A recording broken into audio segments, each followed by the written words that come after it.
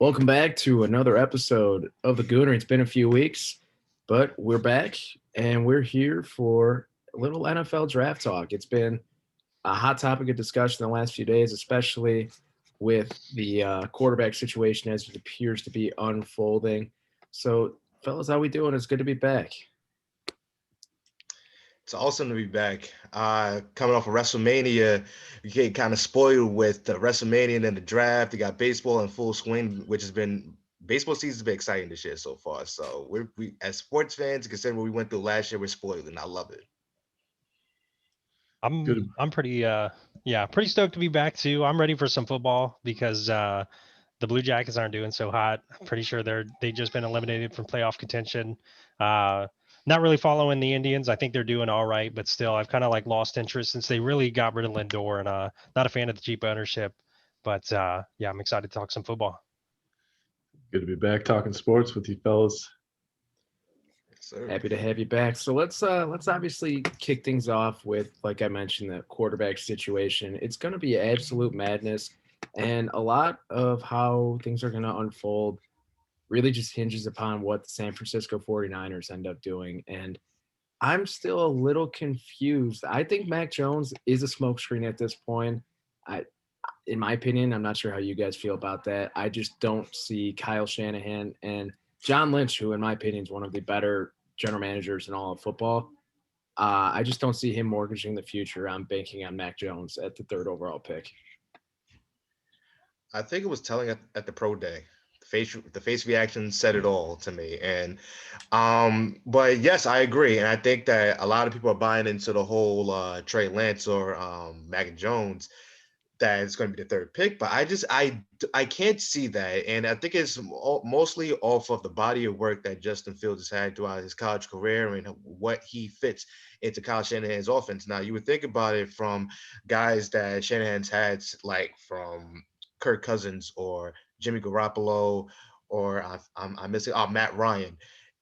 Mac Jones seemed like to be the prototypical quarterback for his system, but I do think that the athleticism was the main thing that was missing from those three quarterbacks. And if you get that, you get that in the draft with Justin Fields or Trey Lance. But considering Trey Lance only played one game last season and played in the FCS school, you would have to think the edge goes to Justin Fields. And truthfully, as someone who is a Bears fan, people are talking about us trading up. I would want the 49ers to be a little bit silly and pick Mac Jones with the third pick, but I do not think that would be the case either. Yeah, I think they're going to take Justin Fields at the number 3 spot. I just, how I feel about one year quarterbacks in college. Talking about Trey Lance, after being on the receiving end of that with Mitch Trubisky, I think it's just too much of a question mark. I know he's got a lot of size and skill advantages there, but I don't know. Yeah, I Yeah, understand the Trey Lance argument for sure with the lack of experience, but Carson Wentz obviously he came out of North Dakota State and he had 22 games under his belt and he won 19 of them. I mean, North Dakota State is as good as it gets at the FCS level, and I think it's fair to compare Lance. It's a lazy comparison, but I think it's fair to compare Lance to Carson Wentz. But I think Trey Lance has a higher ceiling than Carson Wentz, I would say, just purely based off of physical intangibles. And with a team like the 49ers still having Jimmy Garoppolo on the roster, and I know Shanahan came out and said some Thanos type shit where you're like, I don't know if we'll even be alive on Sunday.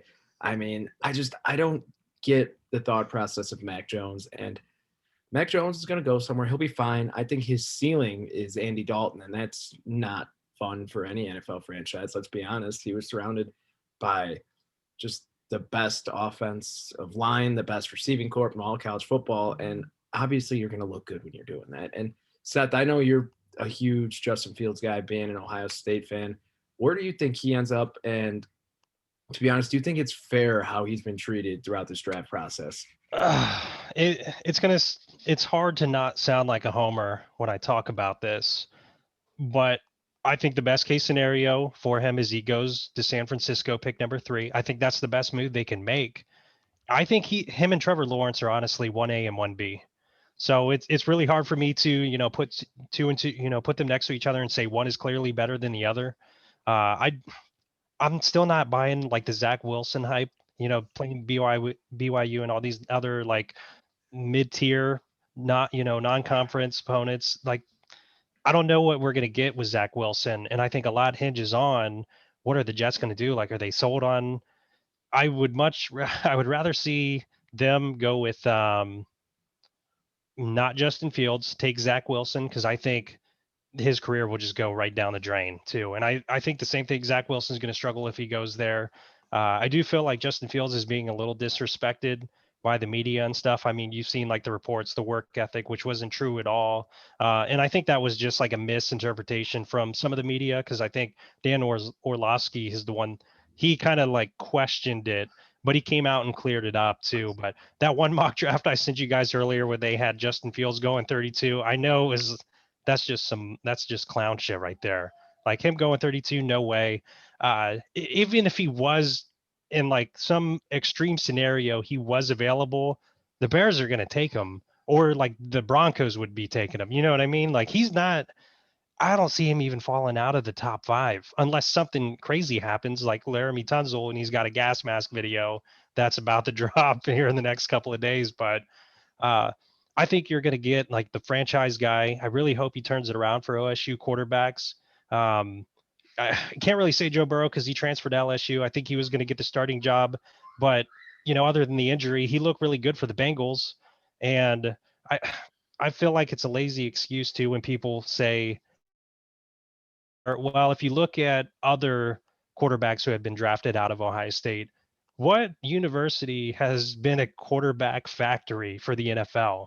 Maybe excluding Oklahoma, that's the only one I could really think of. And Jalen Hurts, they don't even know if he's the guy yet.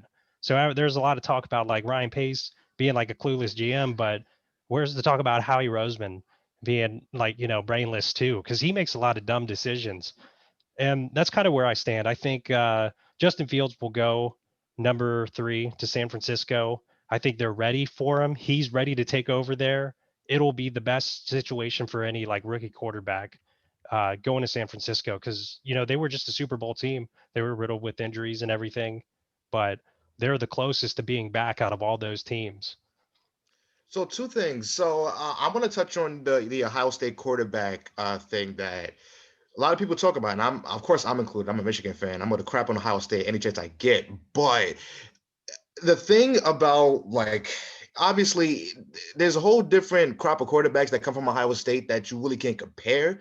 But when you've been as successful on offense as Ohio State has, because they put up video game numbers against anybody that's not outside the Power 5 conferences, people are going to expect results like that. It's just how it is. And it may not be the most fair thing in the world, but when you have offenses that put a point at the point at the point, they're going to look to the quarterback position and say, oh yeah, he's the engineer of that machine.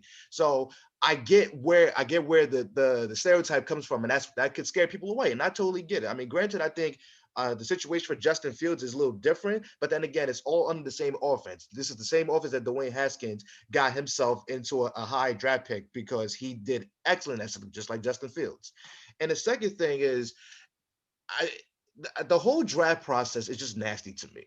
And just when you get closer to the draft, it's like when you're expecting a child. You just want it to come already because it just gets nauseating and just waiting. You just wait for the child to pop up. You just wait for the draft to come up.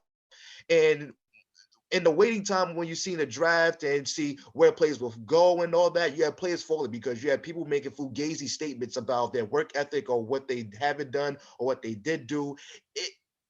It's bad because now you have Justin Fields, who was looking at being a second pick in the draft, just as that dates back to the college football playoff. Now you got Chris Sims having a mock that had him going 32.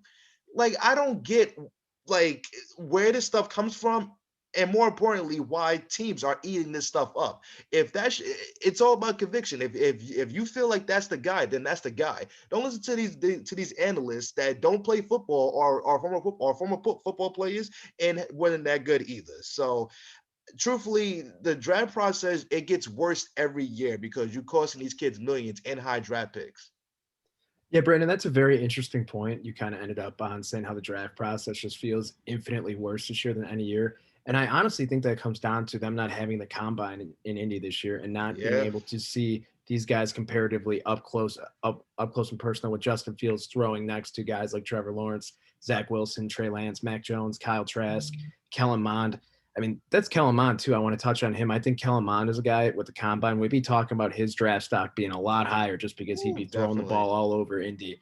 But I mean, that definitely has something to do with it. I think the lack of the combine. And I get that the combine can be a little bit of an overkill. What is it, 3-4 days? But like it matters. It honestly matters seeing how these guys test out. And I feel like people aren't trusting pro days like they trust the combine. I feel like that's always been the case. And it's really unfortunately screwing guys over. I just want to know, in what world did Mac Jones come out of from like not being a first round pick to like a top 5 pick all of a sudden? And that's like, watching his pro day and everything, like he was struggling, missing some, easy throws that, I mean, I wouldn't say easy for me, but throws that other quarterbacks will be making. And all of a sudden, like he just kind of like leapfrogged his way into like a top 3 pick. And I agree with you, Brandon. I think it's all just smoke screens. It's silly that he's even in that conversation. But I mean, he had like that, that all time like lineup. You had like 3 Heisman finalists, 1 Heisman winner on that roster. And, Justin Fields had pretty similar, stars to work with there too. So, I'll take this I'm one. yeah, go ahead. Mac Jones. I mean, that's quite the football name. Alabama, they're due for a quarterback to come out of that school. I think this is the year. He's got the body. He's got the Tom Brady body. What what more do you Yeah, I mean, need? you touched on Mac Jones's body. I feel like that's just as big of a red flag as him having multiple DUIs while he's at Alabama. How do you? I Oh mean, we yeah, all know he's the the smartest quarterback, all right. Multiple I mean, DUIs. we all know the picture I'm talking about. The one of him in the locker room with his shirt off, his belt like flying all over the place with the cigar in his mouth. I just want to know how you're at Alabama for 3-4 years and you end up like that when you have access to their strength program, their nutrition program. Look, I get you're a quarterback at Alabama. You're gonna have a good time. You're just gonna have yourself a good time. But it blows my mind that he's walking out of Alabama looking like that. I mean, even AJ McCarron looked better than him when he left Alabama. See, that's the thing. They're gonna see a body like that, and it's like, you know what? That might be our Tom Brady. And that is so dangerous because, like you said, you can't judge much off of Mac Jones considering he had an all-time team surrounded by him. And granted, you can say the same thing about Joe Burrow last season, but Joe Burrow has more intangibles than Mac Jones. So, I mean, So I just to kind of keep the conversation going with quarterbacks as we get into our discussion on the Bears. Brandon, I know there's a few quarterbacks that you kind of have your eye on for the Bears. Specifically, I know you like Kellen Mond a little bit out of Texas A&M in the second or third round, and then Davis Mills. Like, how do you see that kind of shaping up for the Bears if they don't screw things up and take someone like Kyle Trask at 20? so a question, for a Bears fan that a lot of people have been asking me is, what do you want them to do? Do you want them to trade up into the top 5? Do you want them to wait on a second tier quarterback? And I will say this. Um, Regardless of what the media says, Andy Dalton is not as bad as a quarterback as people think. He's serviceable. He could be an NFL quarterback on a couple of teams. Is that ideal? No, but is he serviceable? Yes. So I remember probably about a couple of months ago, I was saying that considering the turnover in this roster with no longer Mitch Trubisky being there, Kyle Fuller got released. You don't have a legitimate offensive tackle in Jermaine Ifedi. You have to retool the roster as much as possible, and one of the biggest caveats is the Bears do not have a lot of cap space. So in that regard, you have to go with the sure thing, and the sure thing is draft picks and getting those draft picks signed. Now they have a lot of options. They have 8 picks in the draft, and they have a very, very dire need of an offensive tackle, and I think that should be the first position that they address. wide receivers should follow. But the thing is, we look at last season, they struck lightning in the bottle with Darnell Mooney, and that was last year. That was a strong wide receiver class. This year is just as strong, so you can afford to wait on a wide receiver to the fourth round if you trade up into the fourth round, or you can wait to the fifth or sixth round. Now, with Andy Dalton, I think you could last the season with him as the starting quarterback, which is why I say that if you can draft a Kellen Mond or a Davis Mills in the second round, now granted, it's possible they could drop to the third round, and ideally, you will want the draft, you will want them to drop that far, but you can't take that risk because the smoke screens are going to get people, and you're seeing that Davis Mills is gaining steam along with Kellen Mond and even Kyle Trask, who I don't really care about that much. It's dangerous. So that's going to force the Bears to take their guy in the second round, which I don't mind, by the way. I don't mind it at all because at the end of the day, wide receivers are going to come in the draft. Like it's been like this for the past couple of years. It's been a factory. So this season should be two things: build around Andy Dalton as much as you can, and two, develop whichever quarterback you have so they can develop into being a starting quarterback next season. Because if you want to draft Davis Mills, he's definitely going to need a year. Kellen Mond might need a couple of games, or maybe towards the end of the season, depending if the season is lost and you want to see what you have in him. So that would be my plan. Build around a developmental quarterback. But before I let y'all go, I want to say something that is very concerning, and that is I heard that the whatever move or pending trade that's going to happen for the Bears, if they want to trade up into the top 5, has to be ran through the McCaskies. Do you know how damaging that is, considering you didn't fire these guys and they have to go to your approval to make a move? You should have fired them. If that was the case, if you're not trusting them with a move, you should have fired them. And that's just a testament of how many bad moves Ryan Pace has made. And the worst move that was most notable is drafting Mitch Trubisky. So I don't know what to think because I'm hyped for the draft, but I'm afraid that we're going to screw this up. Yeah, I was actually going to bring that point up about the McCaskies. What's the point of just chopping off Ryan Pace and Matt Nagy's nuts if you're not going to let them make a decision and run the football team? If you feel comfortable enough, supposedly, to bring them back. I mean, this year is already looking like we're just chalking it up as a loss, and they're going to be out of here next year. I don't understand it, but if the Bears take an offensive tackle at 20, I'll be happy. There's a few guys in that range who I think they'll most likely end up with. What's his name? Darisaw from Virginia Tech. It's kind of your modern day NFL tackle from everything I've seen. Just good athlete, can move a little bit. But then you have a fucking Mauler and Jenkins from Oklahoma State, who they say can move, but they just, like, everything I read talks about how strong he is and how he's a traditional NFL tackle. And I just feel like that's the type of pick that the Bears should make there. Both those guys. Yeah. I'm hoping the draft just comes to the Bears at that 20 spot. Seems like there's a lot of solid picks out there. Those two tackles you just named. There's some cornerbacks that ranked at that, to replace Fuller as well. I just hope they don't reach for a quarterback, and because I doubt one's going to fall to him at 20. Yeah, 20. At that point. What you go, Seth? Yeah, I was just going to say, like, we've talked about in previous pods, like that 20-ish pick, like in the draft, it's no man's land. So, like, you're going all in for, a top 5 quarterback, and really out of the top few that are there, I'd say there's really only 2 to 3 that are worth trading up for, but they're pretty much locks going 1 through 3.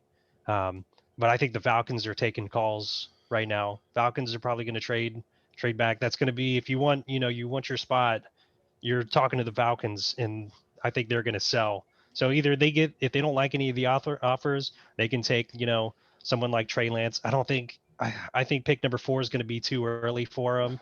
I still think he could fall out of the 10s depending on who's calling, at least out of the top 10, but he'll be there early teens in my opinion as far as quarterbacks. But out of all the options for like Chicago, I think he would be the best fit because it's that developmental quarterback. You sit with Dalton for the year, you let it ride out, you build around him, learn from Dalton, and then next year he can take over because they only signed Dalton to a 1 year, right?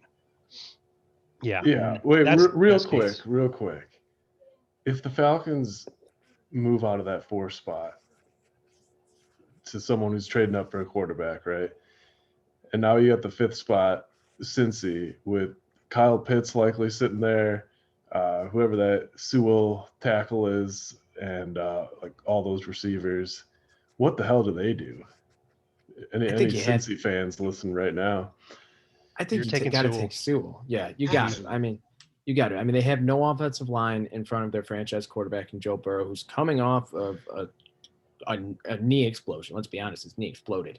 And if you don't take him, it's foolish. And I mean, it feel like it's been a foregone conclusion since Miami traded out third spot Even with with San Pitts Francisco. available, I think Still an take him. offense. It doesn't matter. I think an offensive tackle is more important for Joe Burrow than Pitts at this point in time. And to be honest, if the Falcons don't move out of 4, I think they take Pitts and they're foolishly try to replace Julio Jones and trade Julio Jones and try and replace Pitts. Have Pitts be Julio's replacement. And while I think Pitts is incredibly talented and one of the probably 3 best prospects in this draft, you're not replacing Julio Jones with Kyle Pitts. I'll say this, and Seth will probably agree with me largely on this. The fact that Andrew Luck retired at the age that he did should have boosted offensive linemen's value sky high. So if the Bengals coming off with Joe Burrow coming off a knee explosion, like you said, Ben, if they pass on probably the best offensive tackle in the draft, it's going to be Andrew Luck and David Carr all over again. You don't want that. I thought they were going to take tackle last year in the second round. I can't remember the best tackle that was available at the time, but they ended up going with T. Higgins, and like their line had already been decimated. I was a little surprised. I was a little bummed out because I was hoping Indy would get him, but they got Pittman and it worked out. But like I was thinking about that, I'm like, you got to protect this guy. He's your number 1 pick. It sucks watching, one of the greatest quarterback talents there are just walk out when they're so young and really just kind of leave the franchise like in shambles. And the Bengals, they needed that guy. They got to protect him because Burrow, he could be special. I think he is, and we've seen like some really bright spots in some of his games up until the injury. I mean, he's the franchise guy, and I think he's got it. They got to protect that guy. So incompetent GMs can like ruin like stud athletes their careers, and it sucks. Mm-hmm. Yeah, and I mean the Bears obviously have an incompetent GM, but your team, the Colts, obviously does not have an incompetent GM. Coming into this offseason, you had quarterback concerns, issues, question marks, whatever you want to say. Went out and got Carson Wentz. You're sitting in no man's land as well, I would say, 21st pick. What are you kind of expecting out of them there? I'm expecting the Colts draft day to start a day later than everybody else's. I think the Colts are going to trade back. We got rid of our 3rd round pick so we can get Carson Wentz. Here's some of the notable day 2 draft picks that we've gotten. So I don't think we've drafted much with Chris Ballard as our GM, like in the first round, but we usually trade back or get rid of our 1st round. So last year we traded our 1st round pick straight up for DeForest Buckner, signed to a 5-year deal. Absolutely love that. So here's some notable day 2 picks that we've gotten. Darius Leonard, who was defensive rookie of the year. Braden Smith, who's been a sleeper on the offensive line, and he's been great for us. Bobby Okereke, he's one of the linebackers that we had that's really shown out. He's a starter. Michael Pittman too, who, he's a receiver. He's really good, like deep threat in contested catches. And he had, I can't remember the quarterback's name out of USC. He had a nobody throwing to him. So I was a little unhappy when we didn't get T. Higgins, but I'm like, well, hold on. He had Trevor Lawrence throwing to him. Maybe he's like a little, overhyped to an extent. We got Pittman. I was happy with that. Traded up for Jonathan Taylor last year. I was really scratching my head when we made that pick, but I don't know if you have seen some of that guy's highlights. He is ridiculous. Yeah, he's a beast. He's He is a ridiculous. monster. And product of Wisconsin's offensive line. I mean, those guys put out some corn-fed boys in the NFL, every single year who He's the can real ball out. deal. He is. And, I stopped guessing that halfway through the season when he finally got the wheels rolling.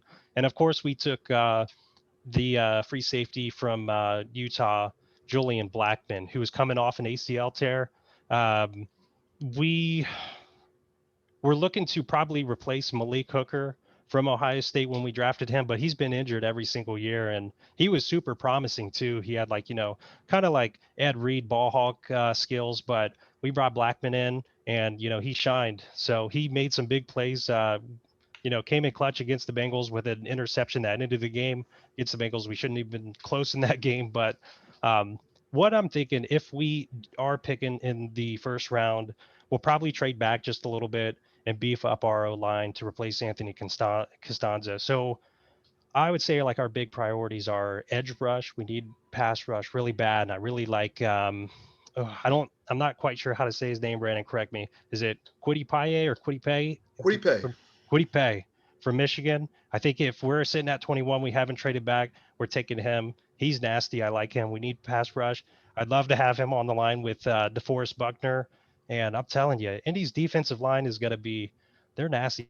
That defense is, they're legit. So I think they can hang with teams like Kansas City and Tampa. And if we're not taking defensive line or pass rush, we trade back a little bit and we take like Leatherwood or offensive tackle from Alabama later in the first. But I think we're probably going to trade out of the first round and acquire some of our draft capital that we got rid of when we traded for Wentz. Like I said, the Colts are built to win, and this is why I say Carson Wentz doesn't need to be great in order for the Colts to make a run. The Colts have that good of a roster. Yeah, we the almost did it with Phillip. Yeah, almost did it with Rivers. So I feel pretty good. I'm looking forward to this year. I was super skeptical about bringing in Wentz, but I'm excited. So the draft gets me like super excited. I get super unrealistic expectations, but I think as of right now, they can hang with those top teams, those Super Bowl teams. So we play Tampa next season, so we'll find out. Yeah, and I still can't get over that Chris Sims fucking mock draft from today. He deserves to be in jail. Yeah, that was hilarious in the group chat. You're like, he should be jailed for that. I was dying. I was going through it looking for Fields. I was like, hold on. No, he's not in here. And then I found him. I was like, no way. And I like Chris Sims. Like I think he's good at what he does, but he's played that draft game that I'm talking about when I was talking about earlier, and it's pathetic. He needs to stop.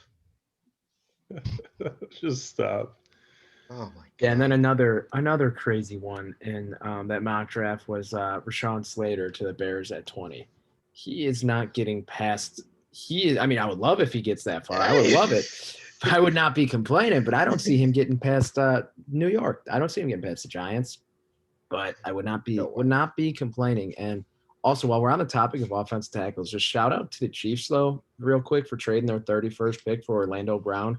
I mean, he's better than any offensive lineman they were going to get there at 31. That's like the one big glaring hole that the Chiefs have. And shout out to the Chiefs because they just made Patrick Mahomes a lot happier. And I don't know if that's possible. How can they afford all these people? I know, right? It's like salary cap's a myth at this point. Yeah, I mean, you look at their salary cap compared to the Bears. It's like, oh, the Bears have like $440,000 in salary cap room heading into the fucking offseason. And it's like, all right, we really know what we're doing. I'm really happy Ryan Pace is sticking around. And I was hoping. Oh, go ahead, Brandon. Oh no, I was gonna say, considering that the Ravens traded into the Kansas City pick and they need a wide receiver, why not trade with the Bears? That to me in the first round, that would be my ideal situation because best case scenario for the Bears is if in case like they want Greg Newsome, you could get him at probably 31 or 31, but you can still get Tevin Jenkins at 31 or Walker Little. So if the Bears want to trade up or trade back with somebody, I do believe it'll be Baltimore and Buffalo that'll be the best situations. I would agree. Just checking my notes here. I've got all these names written down for Bears potential picks. I want to hear them. I don't know if that Walker Little is around in the second round. I don't know if he's going to make it that far, but that might be a good pick. Receiver, if they're going to go that route, I have a good feeling about that Rashad Bateman. Oh yes. Oh yeah.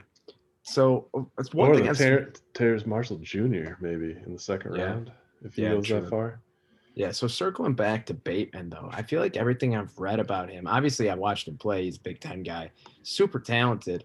I mean, he's listed at 6'2", but then at his pro day, he was like measured at like 6 foot. So I feel like there's a lot of issues with that, I would say. But if they're able to snag him at 20, I've been reading that the Packers have an eye on Bateman too. I would love to steal him away from Green Bay. I mean, just keep as few weapons for Aaron Rodgers as possible. How about how ridiculous that quarterback situation is there right now, especially with the fact that they were just so like coy on the fact that like Aaron Rodgers is our quarterback for the foreseeable future until right now. And now they're looking to deal Jordan Love again. I don't understand it. I mean, pure insanity of just Aaron Rodgers won the freaking MVP last season. Like, I don't understand where any of this is coming from. And I mean, granted, I don't think anyone saw him win MVP last season because everybody's like, oh, Patrick Mahomes probably going to repeat, or Lamar Jackson going to probably win another one or something like that. But I mean, just all I'm saying is the Packers, this is a major draft for them because Aaron Rodgers is going to lead the Packers to a winning record because that's just what he does. He single-handedly carries that team. But this draft's going to be the difference between them losing an NFC Championship game by a matter of yards or them making the Super Bowl. There were so many receivers they could have taken. I don't know. Maybe it was just the motivation Aaron needed. Just to have a little fire under him. Drafting a QB, throwing away that pick in last year's first round. I mean, it kind of worked, hindsight, if you really think about it. But I mean, I think they're just trying to see who's buying that Dogecoin dip with, dealing Jordan Love. So they're just trying to see, oh, hey, Aaron's the guy, we're going to get rid of him. But yeah, I agree. So it seems kind of crazy, but when you think about it, so I've got like the Falcons and the Packers are almost in similar situations. So you got one team that's in the NFC title game, and the Falcons are still like pretty stacked on offense. They have no problem scoring, just some coaching issues, of course, and then like really bad on defense.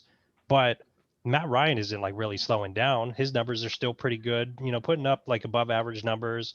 But they're going to be looking too. So how long are you going to stick with Aaron Rodgers? I know they're going to ride the contract out with him, but if that guy's there for the Falcons and they don't trade out of it, are they looking at their guy in the future? Or how, Matt Ryan's got a huge cap hit. So I'm not speculating saying that they're like going to be dealing them, but there are almost teams like offensively in similar situations that it won't take much to change like how the Falcons are playing to get from the number 4 pick this year to, picking late next season. So I don't think they're going to be scrubs next year, but it is going to be a big draft for the Packers because I mean, how many NFC title games have they gone to in the last few years? And it's just that stepping stone for another team to get to the Super Bowl. That's just they're just a placeholder team in the NFC title game. So we're playing the Packers. That's a very good way to put it. So as we kind of shift towards the end of the show, does anyone have any bold predictions for the draft that they would like to touch on? I have two. First one, the Washington football team will trade into the top 10 to get a top quarterback. And I do think that top quarterback will be Trey Lance. Be careful for Washington. I think that they know that they need an insurance policy. And I'm pretty sure like the insurance policy was in the form of Ryan Fitzpatrick. And you have to make sure, like, if he gets benched, if Taylor Heineke doesn't work out, that you need to have another contingency plan. I do think it'll be one of the top 10 quarterbacks that a top 5 top 4 quarterbacks that'll be taken by Washington. And I'm going to say this because I feel like I'm mostly wrong on the show about the things the Bears do. So I'm going to make sure that I make this pick in hope that I'll be wrong on this. But while I'm hoping for Davis Mills personally, I would like Kellen Mond, but we're going to end up with Kyle Trask. It'll be in the second round. We're probably going to trade up for him. And Dude, we are going to end up with Kyle Trask. We're going to end up with Kyle Trask. We are going to end up with Kyle Trask. The Bears, it's going to make Rex me sick. Grossman 2.0. Yeah, exactly. I will never forgive him for that Super Bowl. I'll never forgive him for that Super Bowl. I'll never forgive him. But like I said, like Davis Mills is is the guy that I really, really am looking forward to getting. but I do think it'll be Kyle Trask. It will be somebody you just did not expect.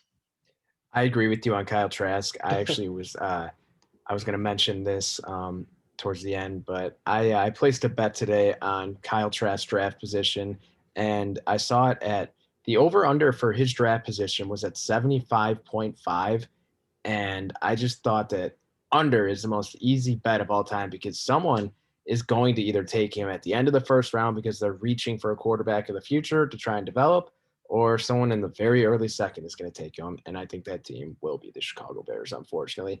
And it doesn't make me feel any better seeing that everywhere his pro comparison is Andy Dalton. And apparently that's Ryan Pace's wet dream. But also, I did see something that there is a comparison with him and Big Ben Roethlisberger. So if the Steelers want to take him early, trade up for him, please do. Just don't put us in a situation where there's all three quarterbacks on the board, and we take him. Like that would break my heart. Yeah, I think we may have lost Adam there briefly. I'll just chime in here and I'll say like I don't know if it's like super bold, but I'd say I wouldn't be surprised if like quarterbacks go like the first 5 picks. And maybe like another bold prediction. The New York Jets actually don't take Zach Wilson. I think they take Justin Fields. That would be a bold prediction. I think, they're talking about all this, Zach Wilson's Sherlock number 2. I still think he's going to go to San Fran, and that would be better for him. But I would not be surprised if the Jets saw right through, the Zach Wilson play in the subpar competition and went with Justin Fields. I think him and Trevor Lawrence, 1A, 1B. I wanted to say Justin Fields goes first with the ties with Urban Meyer being at Ohio State and Jacksonville. It doesn't seem too far-fetched, but I got him at a lock at number 1 realistically. But I could see Justin Fields going number 2 to the Jets, but they're safer bold predictions, but I guess they're not really bold predictions then, huh?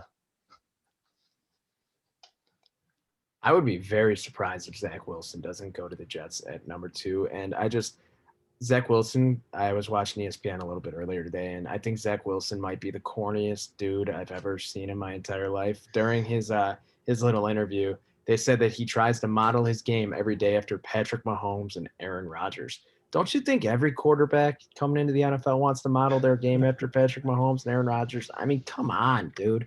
Red Fitzpatrick. Flag. That's who you should be going for. Model your game after Fitzmagic, and then you're good. What a red flag that is. I'm sorry. And I like Zach Wilson a lot, but once you try to mirror your game after somebody, that you're most likely going to overthink things. You're probably going to suck. And don't tell that to Kobe, rest in peace. But I mean, listen, don't be Zach Wilson first before you be Patrick Mahomes or Aaron Rodgers. Hey, Matt Nagy says it best. Just be you. Just be you, Mitch. And yeah, he ain't allowed that.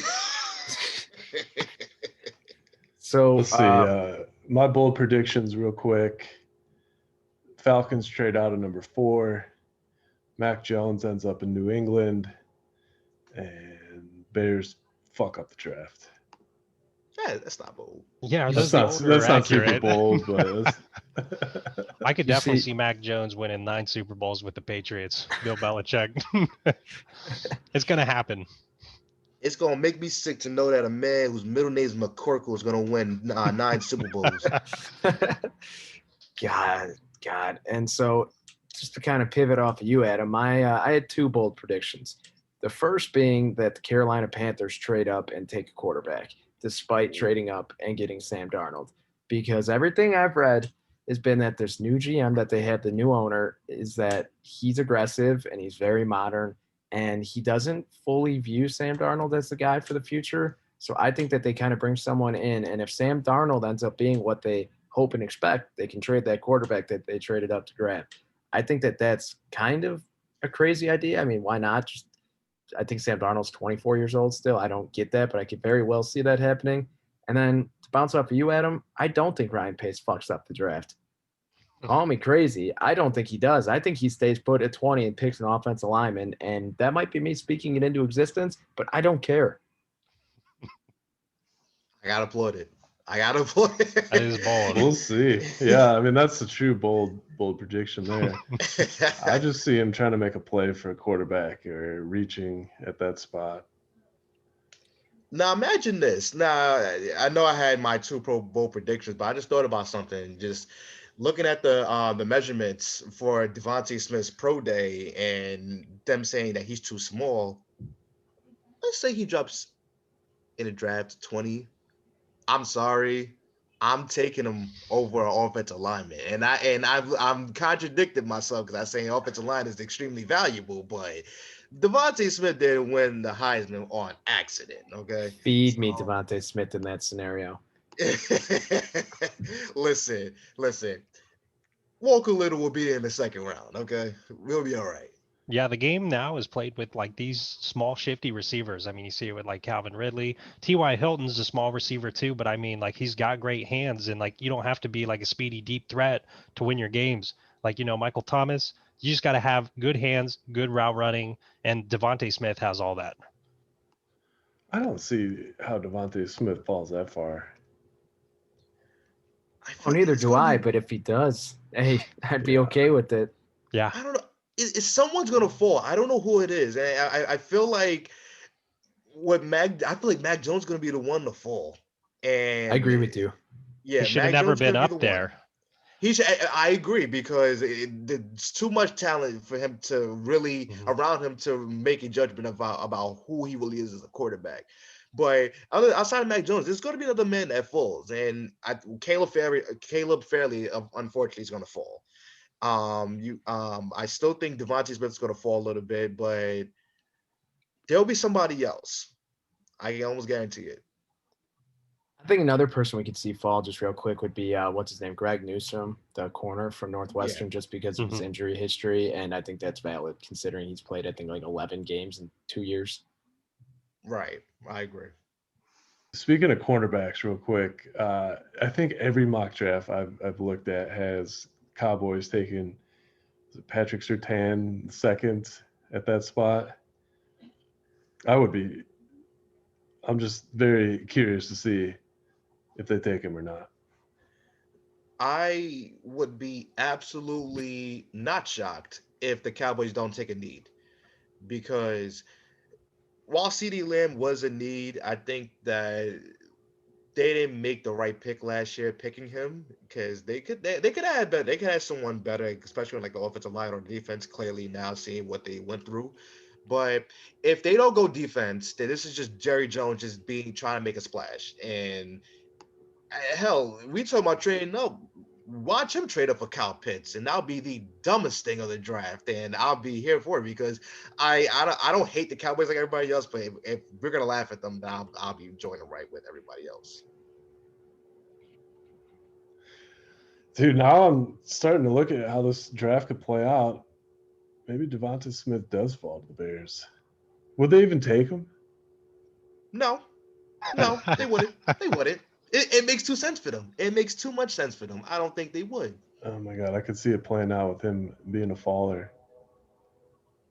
I'm hoping for it. I really am. Yeah, I think it just depends on what happens. Like with the, your top 5 to 8, top 10 picks, all those, there's going to be some QB hungry teams. Yeah, a lot of QB hungry teams, a lot of teams that are pretty set with receiver.